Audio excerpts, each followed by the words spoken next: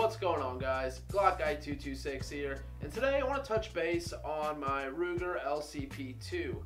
Now, I get a lot of hits on my LCP 2 videos. I've done quite a few videos on this little gun, probably 3 or 4 anyway. I wanted to do a check-in update on the LCP 2 because I've been getting a lot of questions on it. Now, we'll go ahead and safety check the gun as always. And guys, the Ruger LCP 2 for me is a gun that may get carried 3 to 4 times a year, just to be completely honest. I've never really been into the 380 scene or the little micro gun scene. It just wasn't for me. I either carry a full-size gun or a subcompact, but I wanted a gun to fit that niche of being able to carry something in the pocket, being able to really deep conceal in time, when I need to do that, which isn't very often, but I wanted something to fit that niche. And for me personally, the LCP 2 has been a decent little gun. On a lot of my LCP 2 videos, I either have guys that absolutely love them, they own them, they're great, they run well, or some guys have catastrophic failures with them. And the LCP 2 being fairly new to the market still, most new guns have some kinks that need to be worked out over time. I mean, it's happened to most major gun companies, guys. They come out with a new gun, it's great, everybody buys it, and some people experience bad things with that gun. One thing I do want to touch on that note, when you have a gun, say you go buy a brand new gun from a gun shop, you know how it is for us gun guys. We fantasize over this gun, we want it so bad, then we end up getting it, and it's on to the next thing. But once we get that new gun, take it out. If it doesn't run for you, or you start having failures, especially like a catastrophic failure, your trigger locking up, just whatever kind of catastrophic failure could really shut your gun down beyond the point of like a tap rack bang. We don't trust that gun. We lose complete trust in that gun. Yes, you could send it in the manufacturer. Yes, you could probably fix it on your own most of the time. But once that happens, do you really want to trust your life to that gun? I know me personally, I don't.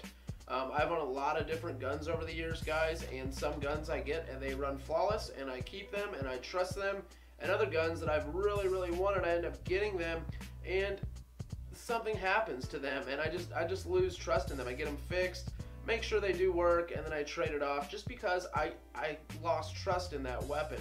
Well, with the Ruger LCP 2, that seems to be happening to a lot of guys out there. They buy these things, they may work for a little bit on and off, have some issues, stovepipes, jams, and then they have a catastrophic failure of some sort. And I can't doubt the fact that, I would be doing the same thing. I would not want this gun if that happened to me. One thing I'm really noticing though is they're so hit or miss. They're either gonna work for you. Mine has worked for me great. I did have a few issues, and those issues were resolved due to the Talon grips on here.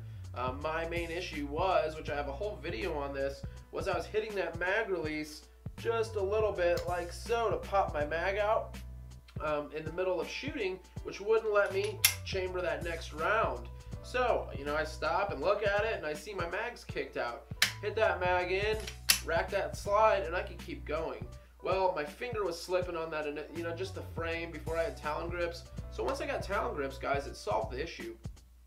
Some of the other issues I'm seeing out there, or hearing about rather, are triggers locking up, barrel lugs breaking, things that are a big deal beyond the point of buying some $20 Talon grips. So I'm just gonna keep on testing this thing. I ran another 150 rounds through it last weekend.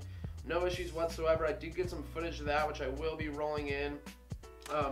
Another update on the LCP 2 as far as accessories goes. I've been getting asked a lot about some of the, what could I call it here, aftermarket extended magazines. It's something that I personally probably would have never bought if I just decided I wanted to buy extra magazines. I would have stuck with the 6-round Ruger mags. But I've been getting asked a ton about this 10-round Pro Mag for the LCP 2. Now, this does work in the regular LCP 1 as well. I just personally, my past experience with Pro Mag as a company, their products, I've just chosen to stay away from them due to personal experiences of them not working very well. But I've gotten asked so much, it is ridiculous to pick one of these up and test it out. So I figured, you know what, 20 bucks, if I can make some people happy and give a decent review on it, it's worth doing. And to be honest, if it does work, that'd be great. because I can load 10 rounds in this versus your typical 6 rounds in this. And when you're at the range, guys, I hate reloading, taking time out of my shooting time to just sit there and load mags up. So typically before I go to the range, I'll load up, you know, a ton of Glock mags or a ton of SIG mags. But the LCP2, I only have the 2 6-round mags that I bought, and now this. So it won't be nearly as bad as long as it works. So we're going to be doing some product testing on this, which I will do a video on probably in the next month or so here. If you guys have any further questions on the LCP2, if you have any personal comments or concerns regarding your experience with it, or maybe you're wondering anything about it, please leave that down in the comments below. A few other things that are going to be upcoming here on the channel are this Colt H-bar that's sitting up here, which is a buddy of mine's. Full rifle length Colt H-bar, great rifle, guys. That thing is super accurate, so I'm very excited to have that here on the channel. Much as today's day and age, you know, us younger guys especially, we love getting these ARs, you know, like my BCM here, and putting the aim point red dots and lights and rails and all this stuff on them, which are very cool. I love that stuff. But sometimes it's nice to rewind it a little bit and get into some of the old school ARs. I mean, that thing runs like a sewing machine, guys. That's back when Colt was actually a reputable company. Nowadays, they do make good products, but they're also kind of questionable. Having some of their hierarchy, I guess you could say, not really being gun guys anymore. I don't know a whole lot about that. I'm not going to touch base on that. But please keep up with the videos, guys. I really appreciate all the support. The channel is still growing every single day. I have some very exciting things coming down the pipeline with some other companies. We're going to be collaborating. Big things going on at Tango Arms.